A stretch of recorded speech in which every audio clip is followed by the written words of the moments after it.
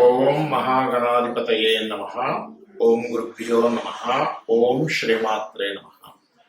పరమేశ్వర స్వరూపమైనటువంటి జ్యోతిష, వాస్తు మరియు ఇతర అనేకమైనటువంటి శాస్త్రములను మనకు అందించినటువంటి మహర్షులకి నమస్కారం. హయగ్రీవ హయగ్రీవ హయగ్రీవేతియో బధేత్ తస్య నిస్సరతే వాణి జన్మకన్యా ప్రవాహవత్. అరుణాం కరుణాతరంగితాక్షీం ధృతపాశాంకుశపుష్పబాణచాపాం అనిమాదివిరావృతాం మయూకైః అహమిత్యేవ విభావయే భవానీం శ్రీమాత్రే నమః. ప్రేక్షకులకి లలితాంబిక అమ్మవారి యొక్క అనుగ్రహం పరిపూర్ణంగా కలగాలని మనస్ఫూర్తిగా కోరుకుంటూ మనం ఈరోజు చెప్పుకోబోయేటువంటి టాపిక్ ఏదైతే ఉందో సంక్రాంతికి ఉండేటువంటి ప్రత్యేకత ఏమిటి?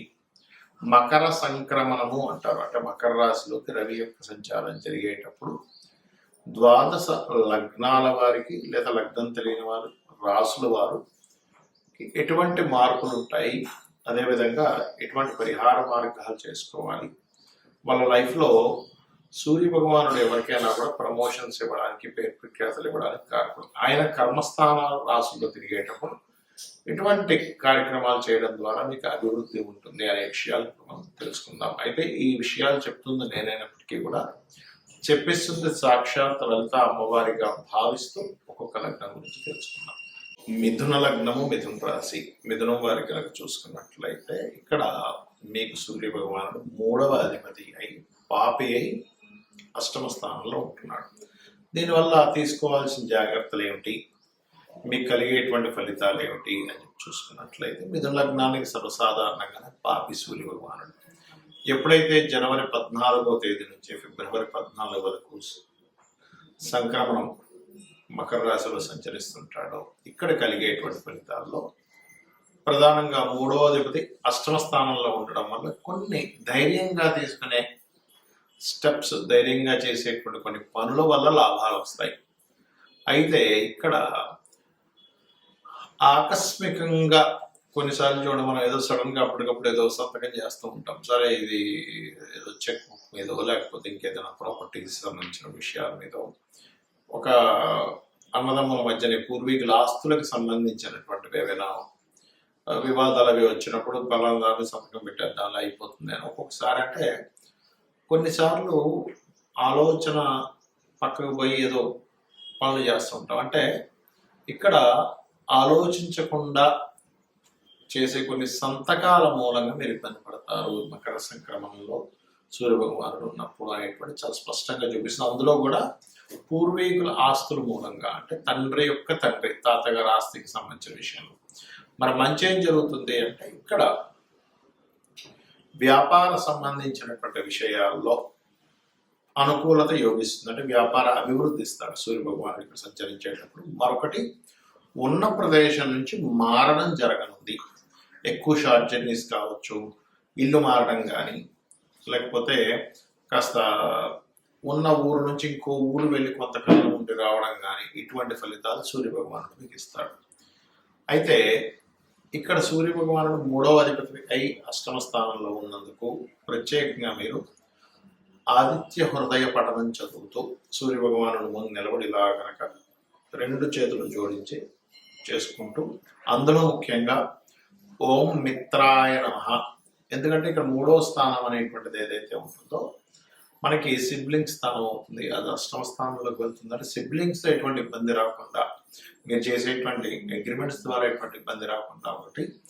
మరొకటి, కమ్యూనికేషన్స్ వల్ల మీరు ఒక మాట అన్నారు అవతల వాళ్ళతో, ఆ కమ్యూనికేషన్ ఇంకో రకంగా బ్యాడ్గా వెళ్లకుండా ఉండాలంటే ఓం కర్పూర వీటి కామోద సమాకర్ష దిగంతరాయ అనే నామస్మరణ చేయండి, అన్ని విధాలుగా ఉంటుంది. మరి లగ్నం కానీ రాశి కానీ తెలియని వారు అసలు ఈ భోగి, సంక్రాంతి, కనుమ సమయాల్లో ఏం చేసుకోవాలి? సర్వసాధారణంగా మనకి భోగి పండగ అనేటువంటిది ఎందుకు వస్తుంది, సంక్రాంతి పండగ అనేటువంటిది ఎందుకు వస్తుంది? దీన్ని పెద్ద పండగ అంటారు. పెద్ద పండగ కాదండి, ఇది పెద్దల పండగ. మకర సంక్రమణం మకర రాశిలోకి 14వ తేదీ ఉదయం 9 గంటల ప్రాంతంలో రవి మారుతున్నాడు. కాబట్టి పెద్దలకి బట్టలు పెట్టడం కానివ్వండి, ఇది రైతులకు సంబంధించినటువంటి పండుగ. వాళ్ళకి అదే సమయంలో వాళ్ళకి అన్ని పంటలు అవి పండడం, అందుకని పశువులు కూడా ఈ యొక్క పండుగని, పశువులని చక్కగా వాటికి అలంకరించుకొని ఆ రకంగా చేసుకుంటూ ఉంటారు. అయితే భోగి రోజు మీరు చూడండి, భోగి మంటలు వేస్తూ ఉంటారు, భోగి పళ్ళు పోస్తూ ఉంటారు పిల్లలకి. భోగి మంటలు ఎందుకు వేస్తారు? చాలా మంది మనం పల్లెటూరులో సైడ్ చూసుకున్నట్లయితే ఇంట్లో ఉండేటువంటి విరిగిపోయిన వాటిని తీసుకుని అందులో వేస్తూ ఉంటారు.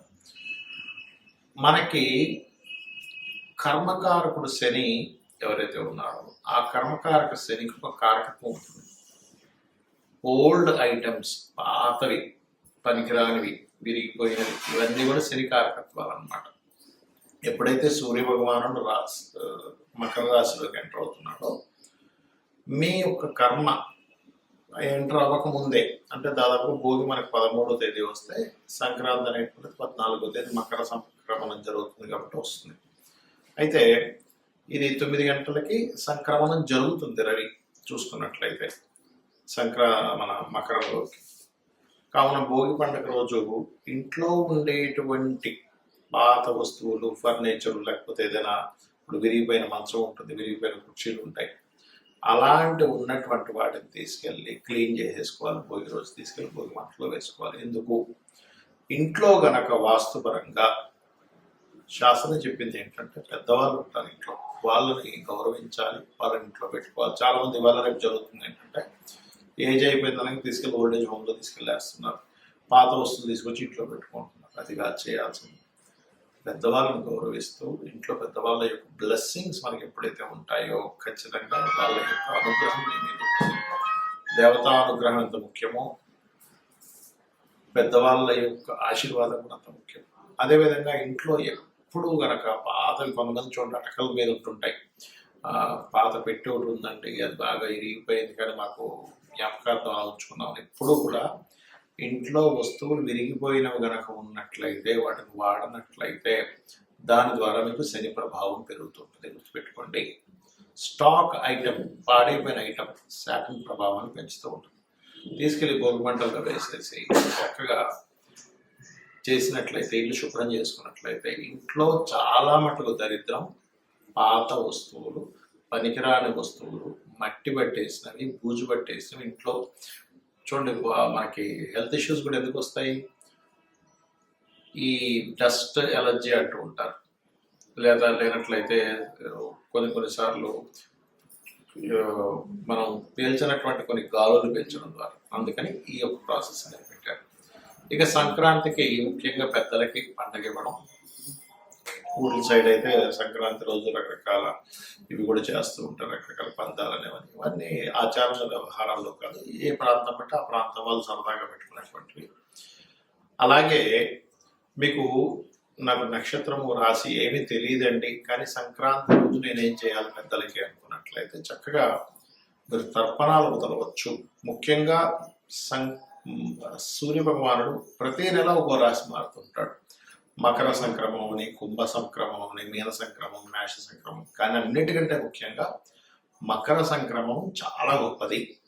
దీని అందుకే పెద్దల పండగ అన్నారు. మనకి భగవంతుడు ఎలా అయితే మనల్ని పక్క నుండి కాపాడుతూ ఉంటాడో పెద్దలు కూడా మనల్ని కాపాడుతూ ఉంటారు.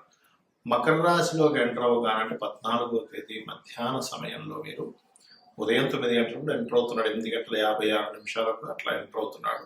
కాకపోతే 9 గంటల నుంచి ఎంటర్ అయిపోయి ఉంటాడు కాబట్టి ఆ రోజు మధ్యాహ్నం కనుక పితృతర్పణములు కనుక చేసి పెద్దల కోసమని మీరు పంచో లేకపోతే చొక్కానో, స్త్రీలకైతే చీరో మీరు కనుక పెట్టినట్లయితే మీకు మీ యొక్క జీవితంలో ఉద్యోగ సమస్యలు కానివ్వండి, ఆరోగ్య సమస్యలు కానివ్వండి, అప్పుల సమస్యలు కానివ్వండి, మీరు రాంగ్ రూట్లోకి వెళ్లకుండా పెద్దలు మిమ్మల్ని కాపాడుతూ ఉంటారు. కాబట్టి ఇది చేసి మీరు తరించాలని కోరుకుంటూ శ్రీమాత్రే నమః.